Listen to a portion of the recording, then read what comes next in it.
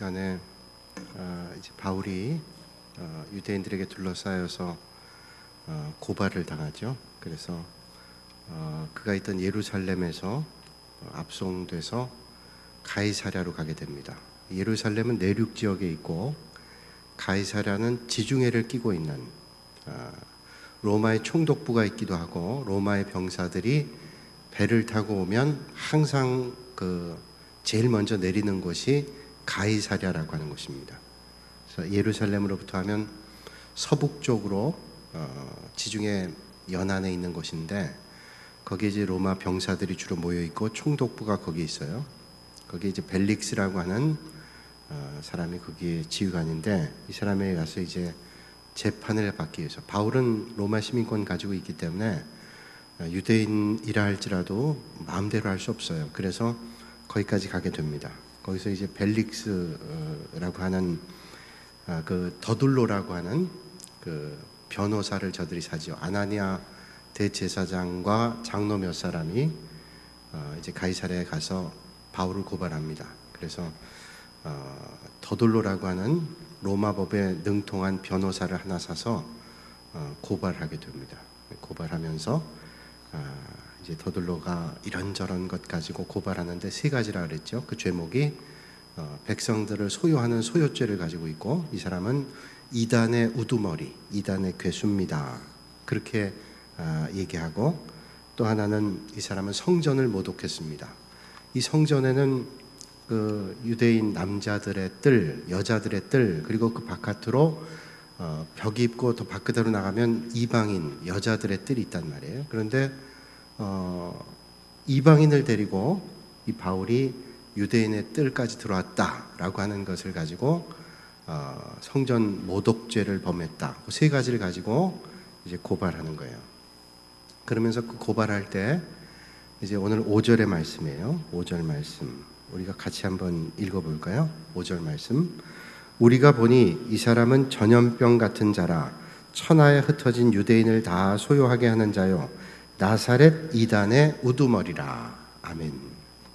자, 이제 바울을 뭐라고 얘기하는가 하면 전염병 같은 사람이다, 그렇게 얘기합니다. 전염병. 이 전염병이 얼마나 무서운 일이에요. 병이 하나 들어가면 온통 모든 사람들이 병에 걸립니다. 그러니까 이 격리하지 않고는 안 되는 거예요. 뭐 아무리 친하든 좋은 사람이든 이 병에 걸리면 멀리 해야 됩니다. 그래서 전염병에 걸려서 그 마지막 인생에 도저히 회복이 안 되면 그 병 때문에도 고통스럽지만 더 큰 고통은 뭐냐? 고독한 거예요. 가까웠던 사람들마저 다 떠나게 되니까. 그런 말이 떠오르네요. 안산제일교회 고은 목사님 계신데, 이분이 이제 알았어요. 암을 앓으셨는데, 지금도 투병을 거의 다 나셨다는 얘기를 들었는데, 그 간암에 걸려가지고 투병을 하시는데 병원에 입원했는데, 교인들한테 그런 얘기를 했답니다. 여러분, 내가 이 간이 안 좋아서 이 전염성이 있는데 여러분들 오지 마세요. 오면 혹시 좋지 않을 수도 있으니까 오지 마세요. 그랬더니 파리 새끼 한 마리도 안 오더래요. 그때 알아봤답니다. 하나도 안 왔다고. 근데 오는 사람은 딱 정해져 있어요. 가족들, 자기 아내와 아이들은 오더래요. 근데 그 얘기를 했더니 그냥 파리도 그만둔 파리도 안 오고 일체 안 오더라고. 제가 그 안산제일교회 그 목사님 설교를 인터넷으로 들었는데 제가 웃었던 일이 있어요. 그게 사람이잖아요. 혹시 전염이 되면 어떻게 해요? 뭐 사람이 싫어서 그러겠어요? 병이 싫어서. 가까이 하다 보면 병에 걸리니까, 이 전염병이라는 게 이렇게 고독한 병입니다. 괴로운 병이죠. 육신의 질병 가운데 아마 괴로운 병이 전염병일 거예요. 자기도 죽어가지만 모든 관계가 단절이 되니까. 언젠가 선교지를 탐방하고 왔어요. 그때 제가 교인들한테 그랬습니다. 제가 저 입교에서 늘 인사하는데, 오늘은 제가 동남아에 선교지를 갔다 왔는데, 그때 메르스, 뭐 여러 가지 사스 이런 것들이 있기 때문에 동남아에 창궐해서 갔다 왔는데, 혹시 악수하거나 그러면 여러분들 옮길까 제가 걱정이 됩니다. 그러니까 오늘은 악수 안 하겠습니다. 그랬더니 다 안 하고 가시더라고요. 어떻게 이렇게 말씀을 잘 듣는지 다 안 하고 가시더라고요. 근데 딱 한 분이, 그분 지금 기억해요. 딱 한 분이 오시더니 그분은 막 저한테 와서 씩씩히 하더니 악수를 하는 거예요. 그래서 내가 그렇게 광고를 했는데 했더니 이게 제 마음입니다. 그러더라고요. 그러니까 내가 죽어도 같이 죽겠다. 그분은 그 마음이 내가 죽을 때 같이 죽겠다는 마음. 그래서 그분은 꼭 마음속에 접어두고 있어요. 생각하고 있어요. 이분은 나 죽을 때 같이 죽을 뿐이구나. 근데 그 외에는 안 오더라고요. 그건 당연하죠. 그건 당연한 거예요. 근데 오늘 이 바울에 대해서 말하기를 전염병 같은 사람이다 이렇게 얘기했어요. 이 전염병은 병을 옮기기 때문에 이게 안 좋은 일인데, 이 전염병 같은 사람이란 말의 의미는 맞는 말이기도 하고 틀린 말이기도 해요. 부정적 의미의 얘기라 그러면 이건 잘못된 겁니다. 저들이 왜곡됐기 때문에 바울의 복음 전하는 것에 대한 진가를 모르기 때문에 이게 부정적 의미로 전염병이라고 했다는 거예요. 이게 긍정적 의미로 전염병이라면 좋은 복음의 전파가 돼서 말씀의 변화가 돼서 하나님의 사람으로 바뀌어지게 되는 병이다. 그런 전염성이 있다 그러면 이건 좋은 거란 말이죠. 그러니까 저들의 시각 자체가, 삶의 자리, 믿음의 자리 자체가 왜곡되어 있기 때문에 바울을 전염병이라고 한 의미는 부정적인 의미의 전염병이다. 그렇게 생각할 수 있는 거죠. 보통 전염병이라 그러면 장티푸스를 전염병이라고 그런답니다. 근데 오늘 본문의 헬라어 원어를 보면 로이모스라고 하는 거예요. 로이모스. 로이모스라고 하는 것은 유럽에 한때 창궐했던 흑사병 같은 그런 병을 얘기합니다. 치명적인 거예요. 연병이죠. 전염병은 연병입니다. 우리 좋지 않은 얘기할 때 에이 연병할 놈 그렇게 얘기하잖아요. 욕한 거 아니에요? 그 전염병을 앓고 있는 넌 전염병이라 알아라. 이게 연병할 놈이에요. 전염병이라 알아라. 이게 안 좋은 거죠. 그러니까 전염병 앓으면 보통 사람이 아프면 위로해주고 또 가서 만나주고 그러는데 이 연병을 앓게 되면 사람들이 다 피해요. 그러니까 육신의 질병도 앓지만 고통이 컸단 말이죠. 그래서 항상 고독한 병. 그래서 결국 마지막 순간까지 고독을 앓다 죽는 병. 이게 전염병이라는 거예요. 옛날에 가장 무서운 병이라 그러면 성경에 말하면 문둥병, 나병, 그리고 우리가 요즘에 얘기한다면 한센시병 그렇게 얘기를 하죠. 한때 우리는 그 나병, 그 한센시병이 많았기 때문에 격리했습니다. 그래서 격리할 때 우리 소록도라는 섬에 다 격리를 했죠. 소록도라는 데. 근데 미국도 마찬가지입니다. 아마 거기에서 우리가 배웠겠지만 하와이의 호놀루루에서 한 비행기를 타고 1시간 정도, 한 제주도 정도 떨어져 있는 그런 거리를 비행기를 타고 가면 카라우파파라고 하는 섬이 있는데 미국 본토에 있는 나병 환자들은 거의 이 카라우파파라고 하는 섬으로 옮긴다고 합니다. 나병 환자들, 한센시병 환자들을 격리해야 되니까. 근데 이 하와이라고 하는 섬은 아주 자연이 좋고 지금도 미국 사람들이 휴양지라고 생각하면 하와이, 그리고 미국 본토에서도 가장 좋은 지역이라면, 그리고 꿈에 그리는 지역이라면 LA 중심으로 해서 하와이 꿈 같은 도시라고 생각한다 그러죠.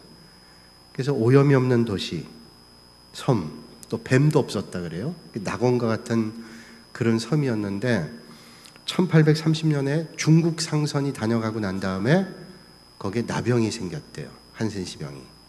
그래서 그 나병이 급속도로 퍼져서 1832년도에 그 하와이 섬의 인구가 12만 명 정도가 됐는데, 그로부터 4년 뒤에 30년 뒤에 1832년에 12만 명 정도인데 1860년에 30년, 한 28년 지난 다음이죠. 인구가 절반으로 뚝 떨어졌어요. 6만 명. 뭐 때문이냐? 이 한센시병에 걸려서 사람들이 죽은 거예요. 그래서 이게 도저히 안 되겠다 하고 있는데 이제 그래서 격리를 하게 되죠. 격리를 하게 되는데 이 그 카라우파파라고 하는 섬에 이제 그 격리를 하게 되는데, 그 격리하게 된 이유가 뭐냐면 그 하와이 주변에 있는 섬 132개 섬을 카메하메아라고 하는 그 왕이 그 섬을 지배하고 그 지역을 다스렸대요. 그래서 다스리면서 이 한센시병을 잡기 위해서 그 나라의 돈의 한 10%를 투자했는데 병을 잡을 수 없더래요. 그래서 결국 어떻게 했냐면 격리해야 된다. 그래서 카라우파파 섬으로 다 격리를 시켰어요. 근데 이 섬은 절벽이 60m로 되어 있고 저반 시설이 안 되어 있기 때문에 한번 들어가면 나오기가 힘들대요. 들어가기도 힘들고. 그래서 저반 시설이 없으니까 조금 떨어진 데 배를 대고 조각배나 아니면 수영을 해서 들어가도록 하는 거예요. 나병 환자들을 거기로 보낼 때도 그렇게 하는 겁니다. 거기를 빠져나올 수 없는 게 뭐냐면 높은 절벽이 돼 있고 저반 시설도 없을 뿐만 아니라 교통수단이 없는 겁니다. 배 자체가 운항하지 않으니까 실어 나를 때만 하게 되는 거예요. 들어가긴 하는데 나오질 않은 거예요. 나병 환자들. 그리고 주변에 상어떼들이 우글거립니다. 그러니까 들어가다가도 수영하고 들어가다가 상어떼 물려 죽기도 하고 또 들어갔다가 나올 수도 없는 거예요. 마치 영화에 예전에 빠삐용이라는 영화를 보신 분들 계시잖아요. 빠삐용이라는 영화를 보면 그 빠삐용이 그 수감되어 있을 때 그 섬은 도저히 빠져나갈 수 없는 섬이잖아요. 높은 절벽이 되어 있고 주변에는 상어떼가 우글거리기 때문에 마치 그런 섬입니다. 그러니까 들어가다 죽고 또 도망 나가도 상어떼 물려 죽고 그러니까 빠져나올 수 없는 곳이에요. 그러니까 그 당시 나병이라고 하는 것은 치료의 개념이 아니라 격리의 개념입니다. 요즘은 나병도 치료가 되잖아요. 좋은 약들이 있어 다 치료가 되는데 그때는 뭐 그냥 그건 죽는 겁니다. 외롭게 죽는 병. 그러니까 그 바울 당시에 이 사람이 전염병입니다라고 한다는 것은 이 사람 격리해야 됩니다. 완전히 끊어버려야 됩니다라고 얘기하는 질병이었다는 겁니다. 우리나라도 지금 동남아도 마찬가지고 메르스라고 하는 게 있잖아요. 메르스 이게 참 무섭잖아요. 그 마치 그 전염병으로 꽤 많은 사람이 죽었는데 이 메르스를 마치 그 7,500만 명의 유럽 사람들이 죽었던 흑사병에 대비하는데 흑사병 같지는 않겠죠. 흑사병은 한번 걸리면 24시간 안에 그 호흡기 질환으로 죽게 된다는데 이 패스트, 쥐나 뭐 벼룩 이런 걸로 병이 전파가 되는데 24시간 안에 죽는다 그래요. 책을 보니까. 그런데 죽을 때 얼굴이 자색빛이나 흑빛으로 변해 죽는답니다. 그래서 흑사병이라 그런대요. 그러니까 급속도로 유럽의 3분의 1 정도가 죽었다 그러잖아요. 어떤 부자가 흑사병이 도니까 사람들하고 격리해야 되는데 뭐 그럴 수 없잖아요. 그래서 성을 짓고 그 성 속에 들어가고 모든 걸 갖춰놓고 다른 사람들은 들어오지 못하도록 딱 막아놓은 거예요. 동네 사람들이 죽어가면서 분한 겁니다. 자기만 살기 위해서 저렇게 높은 성을 쌓아놓고 못 들어오게 한다.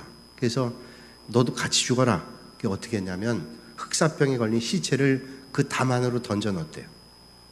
그래서 그 흑사병 때문에 죽었대요. 그러니까 그 전염병으로 다 죽게 된 그렇게 무서운 병이란 말이죠. 제가 잘 아는 목사님 가운데 한 분이 홍콩 한인교회 담임 목사로 있었는데 그 목사님이 홍콩에서 목회할 때 그때 사스가 아주 창궐했어요. 그래서 홍콩 사람들이 많이 죽고 뭐 우리나라 사람들은 김치를 먹기 때문에 이 사람들이 잘 저항력이 있다 뭐 그런 한참 얘기가 있을 때 기억나시죠? 그 사스가 있을 때 모이면 안 된다 그랬어요. 그래서 홍콩에 있는 한인교회들이 이제 예배 드리는 걸 점점 줄이기 시작해요. 수요예배 줄이고 새벽기도 줄이고 주일 예배 드리다가 주일 예배조차도 드리기 어려울 상황이 돼서 한 달 가까이 주일 예배를 못 드렸대요. 그러니까 모이면 위험하니까. 그때 아주 영적으로 많은 교인들이 어려움을 겪는 것을 봤대요. 느꼈대요. 그러니까 이게 예배도 드리지 못할 정도로 차단해야 되는 것이 전염병이라는 거예요. 자, 그렇다면 이 전염병이라고 하는 게 부정적 의미로 얘기하면 격리해야 그 병이 옮겨지지 않잖아요. 우리나라에도 좀비 영화 부산행을 보면 그 좀비가 와서 한번 콱 물으면 어떻게 돼요? 또 좀비가 되는 거예요. 이 전염성이 있는 거예요. 자, 이게 부정적 의미라면 긍정적인 의미가 있어요. 자, 이 사람들은 지금 왜곡된 시각이 바울은 전염병이다. 그 사람 만나게 되면 다 병에 걸려서 잘못된다라고 얘기하지만 전염병의 긍정적인 의미가 있어요. 전염병이라기보다는 좋은 영향력이라고 말할 수 있죠. 그건 뭐냐면 변하게 되는 거예요. 전염병 걸리면 변해서 죽지만 좋은 영향력을 받게 된다면 어떻게 되겠어요? 바뀌어지게 돼요. 마태복음 13장 33절에 천국은 마치 누룩과 같다 그렇게 말씀해요. 누룩이라는 게 뭐예요? 빵을 빚을 때 빵을 밀가루로 반죽하고 거기에 누룩을 넣으면 이 빵이 부풀어 오릅니다. 뭐 몇 배로 부풀어 오는지 몰라요. 그래서 맛있는 빵이 된단 말이에요. 천국은 누룩 것 같다. 근데 부정적인 의미로 얘기하면 거짓 누룩이 또 될 때가 있어요. 거짓 누룩. 누룩이 퍼지는 것처럼 이 거짓말이나 거짓적인 어떤 잘못된 것들도 거짓 누룩과 같이 퍼지면 이게 좋지 않은 영향 끼치게 된다는 거예요. 그래서 예수님 말씀하시기를 거짓 누룩, 저 바리새인들의 잘못된 영적 상태를 가지고 있는 사람들의 거짓 누룩을 주의해라. 저는 이 밤에 여러분들이 거짓 누룩은 주의하고 또 올바르지 않은 영적 시각들은 주의하고 올바른 믿음의 영향력들은 많이 받고 전하실 수 있는 여러분들이 되시기를 주님의 이름으로 축복합니다. 그러니까 영적 영향력들이 좋은 것들은 그건 정말로 나병과 메르스 같이 흑사병 같이 그건 차단해야 돼요. 왜냐하면 좋지 않은 영향력들이 올 때는 그 영향에 틀림없이 받게 되는 거예요. 그건 차단해야 됩니다. 격리하지 않으면 금방 그게 물이 들어요. 근데 좋은 영향력들은 여러분들이 활짝 열고 받아야 돼요. 말씀의 영향력들, 하나님 주시는 은혜의 영향력들, 이 영향력들을 받으면 우리가 큰 도전과 믿음의 진보가 있게 되는 거예요. 좋은 믿음의 사람들의 믿음의 모습을 보면서 나도 저렇게 예수님 믿어야지, 믿음 생활해야지. 그게 좋은 영향력이에요. 근데 문제는 뭐냐면 나쁜 영향력은 쉽게 오는데 좋은 영향력은 부단히 노력하지 않으면 안 된다는 거예요. 그러니까 우리가 영적 생활할 때 이게 분별력이 있어야 된다는 게 거기 있습니다. 분별력이 있어야 좋은 영향력은 받고 잘못된 것들은 차단하는데 분별력이 없는 사람들은 그저 듣기만 해요. 듣고 자기가 판단한다고 하는데 이 분별력이 없기 때문에 판단도 제대로 하지 못해요. 그래서 여러분들이 신앙생활을 올바로 할 때 영적인 분별력이 얼마나 중요한지를 몰라요. 하나님의 선하신 것들, 귀한 것들은 잘 받으시고 그리고 좋지 않은 영향력들은 받지 않기를 주님의 이름으로 축복합니다. 믿음 생활하는데 이게 참 중요한 거예요. 오늘 전염병이라고 하는 게 이제 바울은 복음을 제대로 전하면 영향력이 있어요. 여러분 복음이 들어가는데 왜 변화가 없어요? 복음이 들어가면 하나님의 역사가 틀림이 없이 있어요. 이번에 우리가 이제 다음 목요일 날 태국에 단기 선교를 갑니다. 제가 지난 4월에 선교지를 갔는데 그 홍경환 선교사님, 태국의 홍경환 선교사님은 태국에 파송 받을 때 푸켓에 파송 받았어요. 지난 몇 달 전에 와서 말씀 전하셨죠. 푸켓에 사역을 했는데 그때 가게 된 게 이제 갔는데 간지 얼마 안 돼가지고 쓰나미가 왔어요. 쓰나미가 와서 뭐 얼마나 많이 죽은지 몰라요. 제가 말씀 듣기도 그렇고 지난번 설교하실 때도 그렇지 그 주일날 아침 11시에 10시 50분인가 쓰나미가 몰려와서 싹 쓸어갔대요. 거기서 깨닫는 영적 의미가 여러 가지 있는데 그때 많은 분들이 얘기하기를 그때 보통 11시면 다 예배 드리는 자리에 있다는 거예요. 교인들은. 그런데 그러지 않았던 사람들, 물론 그걸 단순히 얘기한다는 게 조심스러운 얘기지만 그저 믿는 사람들 마음속에 그런 거 있잖아요. 아이 저 사람은 복 받을 사람이야. 저 사람은 복 못 받게 생겼어. 이거 우리가 그냥 일반적인 상식으로 알고 있는 개념이잖아요. 그러니까 주일날 아침 10시 50분, 11시 예배 드리는 그 시간에 쓰나미가 왔는데 그런 일들이 있었다. 그러면서 우리가 어떤 믿음의 자리에 있어야 되는가 하는 것을 그 한 사건을 통해서 많은 사람들이 서로 말은 하지 않지만 마음속에 깨달음이 있는 거예요. 여러분 우리도 마찬가지잖아요. 우리가 말은 하지 않지만 표현하지 않아도 어떻게 해야 올바른 믿음의 자리에 있다는 것을 얼마든지 우리는 느끼고 알고 있잖아요. 저렇게 하면 좋은 믿음의 자리에 선한 영향력들 끼치는데 저러면 안 되는데 우린 알고 있어요. 알고 있어요. 말하지 않아도 알고 있다는 거예요. 자, 예수님이 들어오면 복음이 들어오면 변화가 되게 되는 거예요. 그래서 그 선교사님이 푸켓에서 그 한인교회를 하다가 이제 한인교회가 상당히 자립을 해서 자립을 하고 난 다음에 팡하 지역으로 거기서 한 1시간 정도 떨어진 곳에 가서 이제 선교센터라고 거기가 불교국가 아니에요. 태국 불교국가인데 불교국가에 복음을 전하는데 이게 얼마나 참 대단한 일이에요. 불교국가는 모든 사고나 문화가 불교적 사고예요.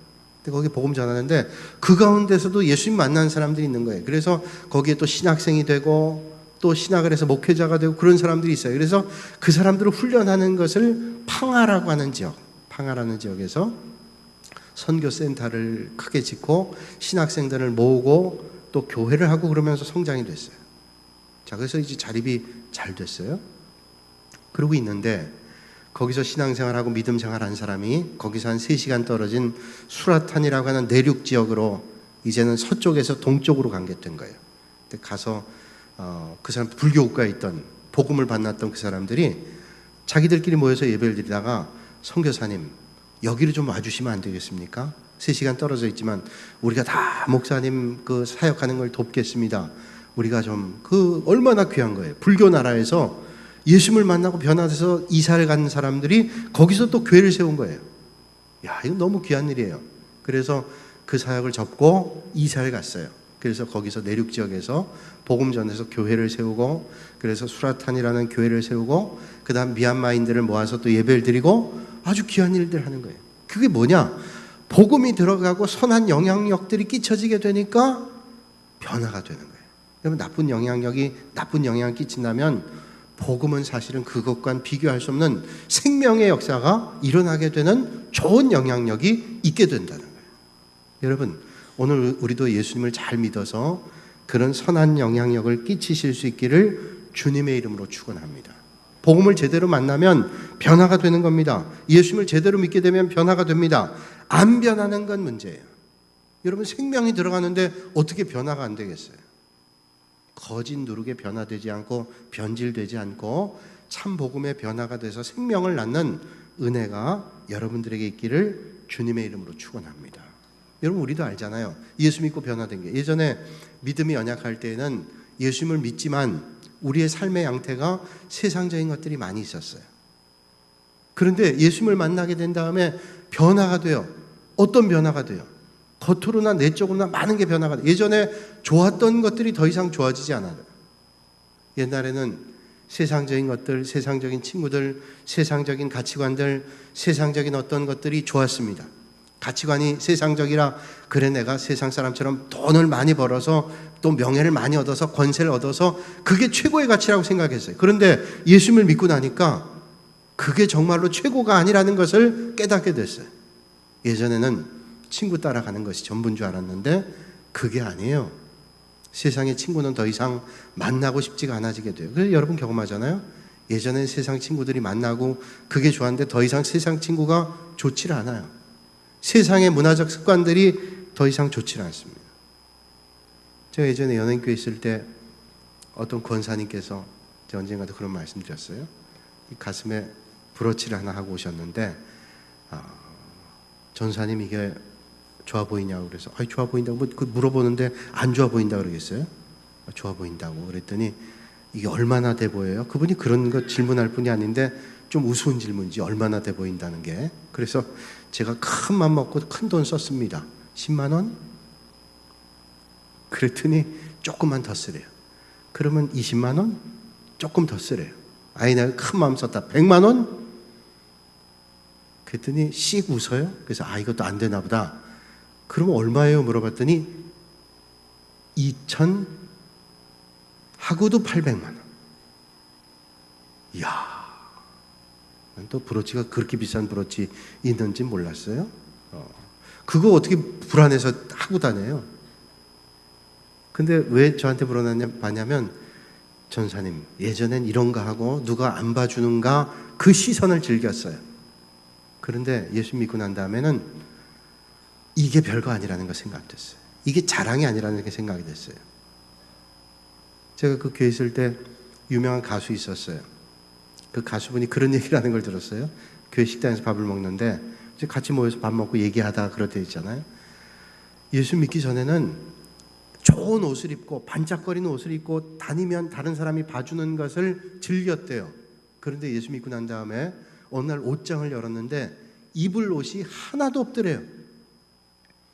이건 너무 반짝거리고 이건 너무 좀 현란하고 그래서 도저히 입을 옷이 하나도 없더래요. 왜?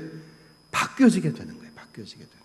예수님이 들어오면, 복음이 내 안에 들어오면 바뀌어지게 돼요. 여러분, 예수 믿기 전에 좋았던 것들이 이제는 가치관이 달라지고 시각이 달라지고 믿음이 들어오면 변화가 되는 거예요. 변화가 돼요. 그래서 더 이상 세속적 가치관이 아니잖아요.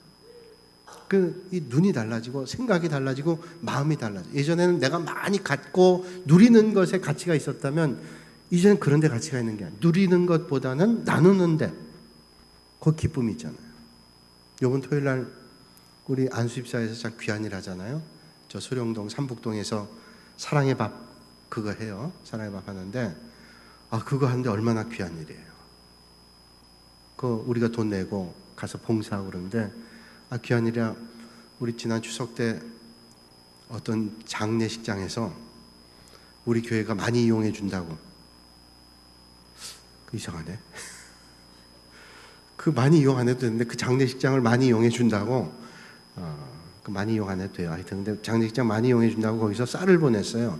10포대를 쓰시라고. 그 10포대를 어떻게 할까 생각하니까 요번에 그 일이 딱 있는 게 생각나는데 우리 목사님들이랑 의논하고 그러면 거기 쌀 보내면 거기 아주 요긴하게 쓰겠다고. 우리 뭐 교인들도 있지만 교인들도 우리 교회가 돕고 그러니까 우리도 받았지만 그것도 그쪽에 가면 좋겠다 그래서 도와드린다 하더니 너무 좋아하시더래요. 그러니까 우리 그 장례식장은 그런 마음을 어떻게 가졌어요? 그 사람들도 그 대표가 믿는 분이에요. 믿는 분이니까 자기가 받은 거에 대한 감사한 것으로 감사를 표현한 거잖아요. 예수 믿는 사람들은 달라져요. 시각이 이제는 자꾸 나누고 그러면서 참 기쁨과 감사가 느껴지게 되는 거예요. 그런데 여러분, 예수 믿고도 안 달라지는 사람이 있어요.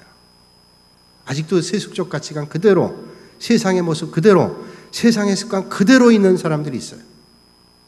그래서 아직도 세상 노래가 내 입가에서 흘러나오기도 하고 세상적 문화가 내 안에 가득 있고 교회에 다니긴 하는데 가치관과 문화가 그대로예요. 교회에 왔지만은 생각과 판단과 모든 것들이 세속적 판단이에요. 우리가 덜 쓰고 우리가 더 움켜쥐면 우리 교회가 부자가 된다. 아니잖아요. 신앙은 하나님이 주시는 은혜를 어떻게 나눌까를 생각하는 거잖아요. 그게 귀한 축복이잖아요. 그래서 제가 늘 감사하게 생각하고 이게 다 하나님의 은혜지만 조금 자랑하고 싶은 건 늘 그거예요. 우리 교회가 건축하는 중에도 신학교를 위해서 헌금을 했다. 우리가 건축한 비용보단 작지만 그래도 적지 않은 돈이에요. 그 당시에 5천만 원 우리가 건축을 시작하면서 우리 장로님들이 의논하고 교인들이 다 함께 그렇게 합시다 그래서 신학교에 그렇게 헌금을 했어요. 얼마나 귀한 일인지 몰라요. 세상의 가치관으로 볼 땐 그건 바보 같은 생각이에요. 아니 빚져서 교회를 지면서 더 빚을 져서 신학교에 헌금을 하냐고 그렇게 말할 수 있을지 몰라요. 그런데 믿음의 사고는 그게 아니에요. 하나님께서 이렇게 짓게 하신 게 너무 감사하다 그래서 했어요. 그런데 그래서 우리가 망했냐? 안 망했어요. 그 은혜로 하나님께서 우리에게 축복해 주셔서 사실은 더 잘 됐어요. 여러분 더 잘 되는 거예요. 하나님 앞에 먼저 하면 하나님께서 더 잘 되게 하는 축복이 있는 거예요. 제가 몇 달 전부터 새벽에 기도하는데 자꾸 하나님이 어떤 마음 주시는가 하면 아니 빚져서 교회 질 때도 신학교에 헌금하는데 이제는 빚 다 갚고 교회가 이제 완전히 빚을 다 갚고 한다면 하나님 앞에 그때보다는 배로 신학교에 헌금해야지 하는 생각이 자꾸 들어요. 이럴 때는 아멘을 한번 하셔야 돼요. 자꾸 그런 마음이 너무 생기는 거예요. 아니 빚질 때도 5천만 원 했으면 빚 다 갚으면 이제는 너무 감사하니까 이제는 한 1억을 해야 되겠다. 믿으세요? 여기만 믿으시네. 하시는 거예요. 그게 얼마나 여러분들이 빚져서 집을 졌어요. 그런데 하나님께서 그 빚진 거 다 갚게 하면 그때 어떻게 해요? 너무 감사하다. 그럼 그때 더 감사한 거 아니에요? 빚져서 하는 것도 감사하지만 빚 다 갚고 하는 건 더 감사한 게 아니에요. 이게 하나님의 법이에요. 그래서 망할까요? 안 그러죠. 어떤 선교학 교수님이 그런 얘기했다고 제가 말씀드렸죠. 요즘 한국교회가 참 어려운데 정말로 어려운 건 뭐냐면 어렵다고 선교지의 선교를 끊기 시작한다는 거예요. 그러니까 선교사님들이 선교를 못하는 거예요. 그래서 돌아오는 선교사님들 많고 어렵다는 거예요. 근데 그건 하나님의 법이 아닌데요. 차라리 다른 것들을 줄여도 하다못해 교회에서 밥 먹는 점심 그 교인들이 열심히 해서 먹고 봉사하지만 그 한 끼 굶는다고 뭐 대단한 일이겠어요? 오히려 굶어가면서 그러면서 선교지를 위해 돕는다 그러면 하나님께서 더 은혜 주시지 않겠나요? 저는 그게 아멘이 되더라고요. 그러니까 제일 쉬운 게 뭐냐면 우리가 선교했던 것들을 끊으면 하나도 표가 안 나요. 그런데 하나님께서 어떤 걸 더 좋아하시겠는가? 선교하고 구제하고 하나님이 원하시는 일들을 하면 더 기뻐하시고 하나님께서 영광 받으시고 은혜를 베풀어 주시지 않겠는가. 그런 교회를, 그런 성도를 하나님이 축복하시지 않겠는가. 그런 선한 것들을 우리가 보면서 영향력을 받게 되는 거예요. 여러분, 그런 선한 영향력들이 여러분들에게 끼쳐질 수 있기를 주님의 이름으로 축원합니다. 그러니까 말씀이 들어오면 그런 변화가 있는 거예요. 세속의 생각을 가지고 있었던 게 바뀌어지게 돼요. 아, 예수 믿는 게 저렇게 믿는 거구나. 도저히 생각을 못했던 것들이 생각이 되기 시작하는 거예요. 아, 예수 믿는 건 그렇게 믿어야 돼. 그래서 하나님께서 기뻐하시는 것들을 발견하게 되면 이제 말씀이 들어온 사람 변화가 되는 거예요. 세상의 가치관이 아니라 세상의 생각이 아니라 믿음의 생각으로 바뀌어지게 되는 거예요. 그러면 이젠 생각의 이게 품격이 달라요. 세상 사람과 전혀 다른 믿음의 삶을 살아가게 되는 거예요. 사랑하는 여러분, 잘 믿으셔서 전염병 같은 사람이 아니라 선한 영향력을 끼치는 복된 누룩과 같은 축복의 사람들이 되시기를 주님의 이름으로 축원합니다. 어떤 사람 그래요. 야, 너무 심하게 믿지 마. 점잖하게 믿어야지. 점잖하게. 그저 주일날 품위 있게 예배드리고 집에 가서 또 다 쉬고 그렇게 일주일에 한 번씩 품위 있게 다녀야지. 뭘 그렇게 유난하게 특별하게 심하게 그렇게 믿냐? 어떻게 생각하세요? 왜 그렇게 할 수 있어요? 간절함이 없기 때문이잖아요. 여러분들이 정말로 주님이 생명이고 구원이고 영향력이고 능력이라면 간절해질 수밖에 없잖아요. 제가 예전에 고등학교 갈 때 버스를 타는데요. 버스 타는 때 거의 시간들이 비슷하니까 정거장에서 거의 비슷한 사람들 만나요. 어느 학교 가는 사람들이 다 하여튼 비슷한 사람들이 만나게 되는데 버스 탈 때 거의 비슷한 차를 타는 거예요. 나가는 시간이 비슷하니까. 근데 그 버스를 놓치면 안 돼요. 그러면 버스가 어떤 데 사람이 많으니까 정거장에 안 세우고 한 1, 20m 위로 세운단 말이에요. 그러나 그걸 꼭 타야 되겠다는 간절함이 있으면 뛰어가는 거예요. 막 뛰어가는 거예요. 그러면 안내양이 있잖아요. 안내양이 안 돼요. 그래도 난 이거 안 타면 안 된다. 그러고 타는 거예요. 그러면 그냥 안내양이 막 쓸어 넣듯이 넣잖아요. 그래서 타고 가는 거예요. 그 간절함. 여러분, 주님을 만나서 인생이 변화가 되고 거기에 생명이 있다는 것을 우리가 믿게 되고 느낀다면 간절함이 있죠? 사람들은 뭐 예수를 그렇게 특별하게 믿냐? 그럴 수밖에 없어요. 왜? 주님이 생명인데 변화가 거기 있는데 예수님 생각만 하면 기분이 좋고 말씀이 그리워지고 그리고 하나님을 사랑하게 되고 그러면 삶이 변화가 될 수밖에 없잖아요. 여러분, 예수님 잘 믿어서 좋은 영향력을 끼치는 축복의 사람들이 되시기를 주님의 이름으로 축원합니다. 그런 얘기를 여러분 들어보셨죠? 50이 넘으면 모든 삶이 평준화가 일어난대요. 평준화가. 50이 되면 어떤 평준화가 있는가 하면 외모가 평준화가 된대요. 예전에 그렇게 이뻤던 사람도 50이면 그렇고, 예전에 정말로 좀 보기 흉했던 사람도 50이면 또 그렇고. 그래서 외모가 평준화된대요. 그러니까 50 넘어서 뭐 그렇게 하지 마세요. 그냥 50 넘으면 그냥 고상하게 그렇게 하셔야지. 그렇게 하지 마세요. 외모가 평준화된대. 60이 되면 또 뭐가 평준화되냐면 학력이 평준화된답니다. 대학을 나왔던 초등학교를 나왔던 60이 넘으면 그 수준이 그 수준. 그 지식의 평준화, 그 실력의 평준화가 된대요. 있는 말이에요. 꼭 그런 건 아니지만 그런 말이 있어요. 또 70대가 되면 어떤 평준화가 되냐면 남편이 있는 사람이나 없는 사람이나 평준화가 된대요. 80이 되면 돈이 있는 사람이나 돈 없는 사람이나 평준화가 된대요. 돈이 있는 사람도 먹는 게 그만큼이고 돈이 없는 사람도 먹는 게 그만큼이고 그저 쓰는 것도 그만큼이고 물론 좀 격차는 있겠지만 80이 되면 거기서 거기라는 거예요. 예? 90이 되면 결정적인 평준화가 오는데 살아있는 사람이나 죽어있는 사람이나 죄송합니다. 여기는 그런 분 안 계신데 하여튼 그 말이 그렇다는 거예요. 말이. 그럼 뭘 얘기할까요? 그러니까 너무 욕심 부릴 것도 없다. 오늘 우리가 정말로 욕심내야 될 게 뭐냐? 영원한 하나님 나라를 준비하는 것에 우리가 집중해야 되지 않냐. 여러분 헛된 것에 세상 것에 여러분 마음을 채우지 마시고 거룩한 것에 하나님의 나라에 귀한 것들의 마음을 채우실 수 있기를 주님의 이름으로 축복합니다. 그게 진정한 부요하며 그게 진정한 하나님의 은혜를 만나는 삶이에요. 여러분, 우리가 이제 뭘 채우겠어요? 우리가 어떤 이 세상의 것들을 채우는 것보다 더 귀한 것은 하나님이 주신 큰 은혜예요. 몇 년 전에 우리 교회 부흥에 오셨던 목사님께서 가시면서 아주 귀한 말씀을 하시는데, 그 말씀이 사람이 나이가 들면 노욕이 생긴대요. 나이가 들면 욕심이 없어지지가 않는데요. 그런데 이 목사님은 참 감사한 게 연세가 드시는데 욕심이 없어졌대요. 참 귀한 일이다. 그러니까 여러분, 하나님이 주시는 은혜로 세상만 다른 가치관으로 살 수 있는 건 뭐냐? 말씀이 내게 들어오고 은혜가 내게 들어오면 바뀌어지게 되는 거예요. 그러면 더 풍요한 삶이 되고 더 빛나는 삶이 되세요. 이제 뭘 더 바라시겠어요? 영원한 하나님 나라를 소망하며 믿음의 길을 잘 걸으시면 세상의 모든 것들이 평준화될다 할지라도 여러분들의 영적인 것들은 더 빛나는 그런 인생이 되어질 줄로 믿습니다. 그런 저와 여러분들 되시기를 주님의 이름으로 축복합니다.